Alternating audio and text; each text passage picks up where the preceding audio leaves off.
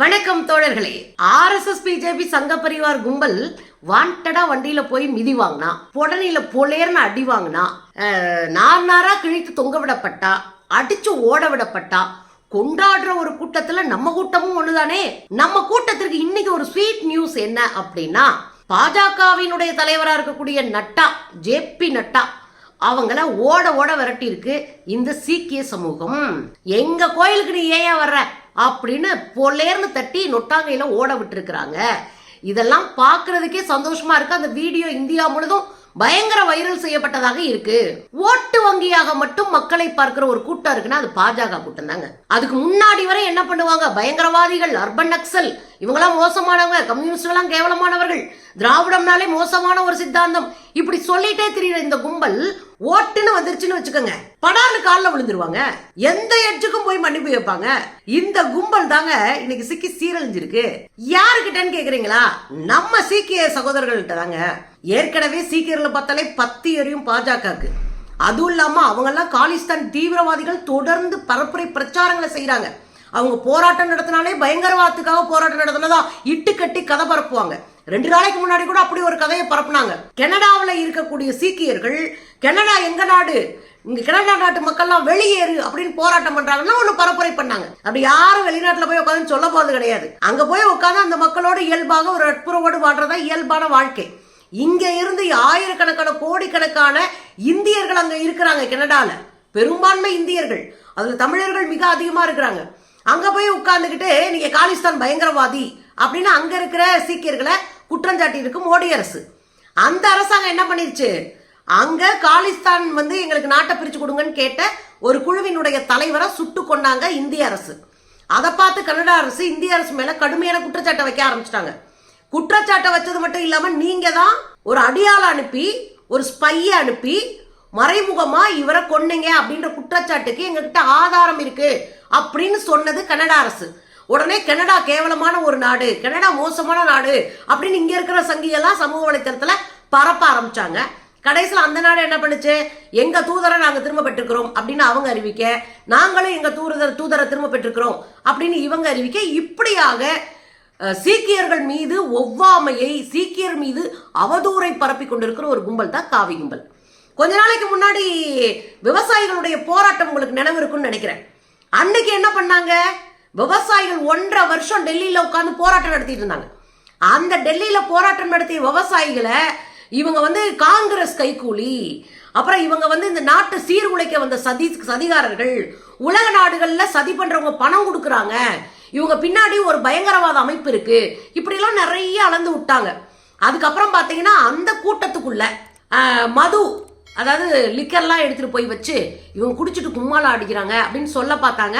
ஆனா அங்க இருக்கிற சீக்கியர்கள் அந்த குடிச்சு பாட்டில் எடுத்துட்டு போன பிடிச்சி பத்திரிகையாளர் முன்னாடி நிறுத்தி, இது நாங்க இல்லப்பா, யாரோ ஊடுருவிருக்கான், இப்படி பல முறை அவங்க காப்பாத்திட்டு, துப்பாக்கியோட உள்ள போயிட்டான், அவனை பிடிச்சிட்டு வெளியே நிப்பாட்டி துப்பாக்கியோட யாரோ உள்ள வந்திருக்கா, இது யாரோ பயங்கரவாத செயல் அப்படின்னு பத்திரிகை முன்னாடி காட்டினாங்க. இப்படி ஒவ்வொரு முறையும் இந்த பிஜேபி செய்த அத்தனை தகுதி திட்டங்களையும் ஒட்டச்சு அடிச்சு காலி பண்ணி 1.5 வருஷம் அங்கே இருந்து போராடினாங்க. அவங்களை காலிஸ்தான் பயங்கரவாதிகள் என்று கொச்சைப்படுத்தியதோடு 1.5 வருஷமா 700க்கும் மேற்பட்ட விவசாயிகள் செத்ததை வேடிக்கை பார்த்த அரசு தான் மோடி அரசு. ஆட்சிக்கு வந்துட்டோம்னா திமிர காட்டுவாங்க, நெஞ்ச நிமித்தி நிப்பாங்க காவி கும்பல். ஓட்டு பொறுக்கணும்னா காலிலே விழுந்துருவாங்க, பொல்லேன்னு அப்படியே காலில் விழுவாங்க. கொஞ்சம் கூட கூச்சலாச்சப்பட மாட்டாங்க. இவங்க தானே நம்ம இவ்வளவு அசிங்கப்படுத்தணும்னு. ஆனா அதையெல்லாம் மைண்ட்ல வச்சிட்டு இருக்கிறவங்க இந்த விவசாயிகள். இன்னைக்கு கூட விவசாயிகள் தான் மோடி அரசுக்கு மிகப்பெரிய டஃப் கொடுத்துட்டு இருக்கிறவங்க. பஞ்சாபுக்குள்ள மோடி போன தேர்தலில் போய் பரப்புரை போறப்ப என்ன நடந்துச்சு, ஒரு பாலத்துல 3/4 மணி நேரம் பிரைம் மினிஸ்டர் நிக்க வச்சாங்க, போராட்டத்தை நடத்தினாங்க. உடனே என் உயிருக்கு ஆபத்துன்னு மோடி கதர்னாரு, பாகிஸ்தான் தீவிரவாதிகள் உள்ள வந்துட்டாங்கன்னா கதர்னாரு. ஆனா அங்க இருக்கிற விவசாயிகள் இவரை சிறை பிடித்த மாதிரி உட்கார வச்சு அனுப்பி விட்டாங்க போ அப்படின்னு. காவி கலரை பார்த்தாலே அடிச்சாங்க. ரிலையன்ஸ் போன்ற காவிகளினுடைய நண்பர்கள் எல்லாம் ஓட விட்டாங்க. அவ்வளவு கடுமையான போராட்டத்தை நடத்தினார்கள். 700க்கு மேற்பட்டவர்கள் செத்தாங்க. 1.5 வருஷம் போராடி அவங்க கடைசியில அந்த காவி சட்டமான 3 விவசாய சட்டங்களை தூக்குற பிறகுதான் வீட்டுக்கு வந்தாங்க. அப்படி போராட்ட குணமுடையவர்கள், அவ்வளவு அவமானத்தை சந்தித்தவர்கள். ஆனா இந்த காவி கும்பலுக்கு கொஞ்சம் கூட கூச்சம்னு சொல்லியிருக்கேன்ல, போன எலெக்ஷன் 2024 எலெக்ஷன்ல மோடி இருக்காரு பாருங்க, கொஞ்சம் கூட கூச்ச நாச்சம் இல்லாம குருத்வாருக்கு போறாருங்க. குருத்வார்னா என்ன? சீக்கியர்களுடைய வழிபாட்டு தலம், கோயில். அங்க அவங்க ரொம்ப கடவுள் நம்பிக்கை இருக்கிறவங்க, புனிதமா மதிக்கிறவங்க, அதனாலதான் டர்பன் கூட அவங்க கட்டி இருக்கிறாங்க. உடனே இங்க போற குரூப் உடனே டர்பன் கட்டிட்டு போயிடும். மோடியும் கட்டிட்டு போனாரு, அவர் தான் வேஷம் போறதுல கில்லாடியாச்சே. டர்பனை கட்டிக்கிட்டு அப்படியே உள்ள போறாரு. உள்ள போயிட்டு அப்படியே கிண்டுறாரு. அங்க போனா குழம்பு கிண்டுறாரு, சப்பாத்தியை உருட்டுறாரு, சப்பாத்தியை தேய்க்கிறாரு, அப்புறம் சுட்டு எடுக்கிறாரு, அப்புறம் பரிமாறுறாரு.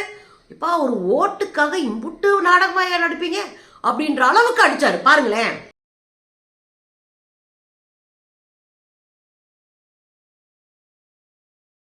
பாத்தீங்களா? சோறு கொடுக்குற அளவுக்கு போய் உள்ள போய் உட்கார்ந்து கும்பிட்டு காலில் விழுந்து பீகார்ல ஓட்டு பொறுக்க போன மோடி அவர்கள் சீக்கியர்கள்ட்ட ஓட்டு பிச்சை கேட்டார். இதெல்லாம் முடிஞ்ச பிறகு எல்லாரும் கதற விட்டாங்க, ஏய் நீ போனாலும் அவங்க உனக்கு ஓட்டு போட மாட்டாங்க, உடனே மனுஷனாவே மதிக்கலையா அப்படின்னு பயங்கரமா கதற விட்டாங்க சமூக வலைத்தளங்கள்ல. நேத்து என்ன நடந்திருக்குன்னா திரும்ப தேர்தல் வந்துருச்சு. மகாராஷ்டிரால தேர்தல். இப்போ மகாராஷ்டிரால இருக்கிற குருத்வாருக்கு போறாங்க. இந்த குருத்வாருக்கு போற இடத்துல பெரிய அசிங்கப்படுத்தி அனுப்பி விட்டுருக்குறாங்க. போறவங்க எப்படி போகணும்? இப்போ ஒரு கோயிலுக்குள்ளே போறீங்கன்னா அந்த கோயிலை மதிச்சுல உள்ள போகணும். உனக்கு கடவுள் நம்பிக்கை இருக்குல்ல, அங்க போய் உட்காந்துட்டு பிஜேபியோடைய கொடி அப்படி இதுல போட்டுக்கிட்டு, அப்படி காவி கலர் துண்டை போட்டுக்கிட்டு, அதை போட்டுக்கிட்டு, இதை போட்டுக்கிட்டுன்னு தன்னுடைய காவி அடையாளங்களோட உள்ள போறாங்க. அதுலயும் பாத்தீங்கன்னா நட்டா டர்பன்லாம் வச்சிருக்காரு. சீக்கியர்கள் போற டர்பன்லாம் போட்டுட்டு அவர் நாடகம் நடிச்சுட்டு போறாரு. உள்ள போனா எல்லா சமயத்திலயும் ஒரே மாதிரி இருக்க மாட்டாங்க. சில சமயத்துல சரி போயிட்டு போறாங்க, சாமியை கொண்டு போட்டோம் அப்படின்னு விடுவாங்க. சில சமயத்துல ஓடுறான்னு ஓங்கி அடிச்சு ஓட விட்டுருவாங்க. இது 2வது டைப்பு. அங்க வந்து ஒருத்தர் இங்க பாருங்க, இந்த வேஷம்லாம் போட்டுட்டு இங்க வரக்கூடாது, இங்க நாங்க புனிதமா நினைக்கிறோம், இந்த இடத்துக்குலாம் நீங்க இப்படி வரக்கூடாது, கிளம்பு அப்படின்னாரு. இவர் பேசிட்டு இருக்கும் போதே பக்கத்துல ஒரு பெரியவர், அவரோட கொஞ்சம் குட்டையா இருக்கிற பெரியவர், அவரே கிளம்புயா கிளம்புங்க, இங்கெல்லாம் வராதீங்கன்னே சொல்லிட்டாரு. பாருங்களேன் வீடியோவை. कीर्तन हो रहा है, देख लो कीर्तन हो रहा है, पीछे कीर्तन हो रहा है। सबसे पहले नीचे चलो प्लीज, कैसे आपसे इधर से चलो, आप लोग नीचे चलो प्लीज, रिक्वेस्ट है। कीर्तन हो रहा है, मैडम को देखो, सोशल प्लेटफॉर्म नहीं है, नीचे से ये कीर्तन चालू है, ये गलत आप लोग कर रहे हो। பாத்தீங்கல்ல, ஒரு அமைச்சர் என்றும் பாராமல், சுகாதாரத்துறை அமைச்சர் என்றும் பாராமல், சுகாதாரத்துறை அமைச்சர் தான் எனக்கு ஞாபகம் இருக்குதுங்க, மேடையிலே சிக்கினவர்ல இந்த நட்டா சுகாதாரத்துறை அமைச்சரா மேடையில உட்காந்துட்டு குட்காவை கசக்கி நசுக்குன்னு வாயில போடுறாரு. அந்த வீடியோ வைரல் ஆகி அசிங்கப்பட்டாருன்னு வச்சுக்கோங்களேன். இந்த கும்பலுக்கு எந்த விதமான நாகரிகமோ பொது சமூகத்தை எப்படி அணுகணும்ன்ற அறிவோ கிடையவே கிடையாத ஒரு கும்பல் இல்லையா? அதனால இங்கேயே அப்படியே கெத்து காட்டி போய் கிளம்பியா அப்படின்னு அடிச்சதை நீங்க வீடியோல பாத்தீங்க. சும்மா சதற விட்டு இருக்கிறாங்க. கிளம்புங்க கிளம்புங்கன்னே சொல்லிட்டாங்க. இப்படியே சொல்றாரு, கிளம்புங்க கிளம்புங்க அப்படின்னு. அப்புறம் கடைசியில ஓட்டு போன இடத்துல அசிங்கப்பச்சு கேவலமா போச்சு குமாரு அப்படின்னு வெளியே வந்திருக்காரு நட்டா. இதெல்லாம் அவங்க பாடமா எடுத்துக்கணும். ஏன்னா எப்பயுமே வாய் கிழிய பேசிட்டு இஸ்லாமியர்கள் எதிரி, கிறிஸ்தவர்கள் எதிரி, கம்யூனிஸ்டுகள் எதிரி, காங்கிரஸ் எதிரி, திராவிடம் எதிரி, சீக்கியர்கள் எதிரி அப்படின்னு வாய் கிழிய மேடைக்கு பேசிட்டு ஓட்டு பொறுக்கிறதுக்கு எங்க காலிலே வந்து விழுந்தா எல்லாரும் நல்லவங்களா இருக்க மாட்டாங்க. எல்லாரும் முகத்தாச்சினை பார்க்குறவங்களா இருக்க மாட்டாங்க. முகத்தாச்சினா சரி வந்துட்டாம்பா சாமி விட்டு போட்டோம் அப்படின்னு நினைக்கிறவங்களா இருக்க மாட்டாங்க. நல்லவங்க, கொஞ்சம் கம்பீரமாக நிற்கிறவங்க, நியாயத்தின் பக்கம் ரொம்ப ஷார்ப்பாக இருக்கிறவங்களும் இருப்பாங்க. கிளம்பையா நீ என்ன அங்கே வர்றது அப்படின்னு கேட்பாங்கல்ல. அப்படி கேட்டுதான் அடிச்சு அனுப்பியிருக்கிறாங்க நட்டாவை.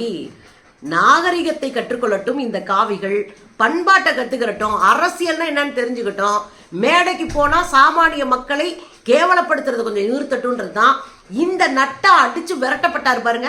அது ஒரு உதாரணம். காவிகள் கதறிட்டு இருக்காங்களாம்.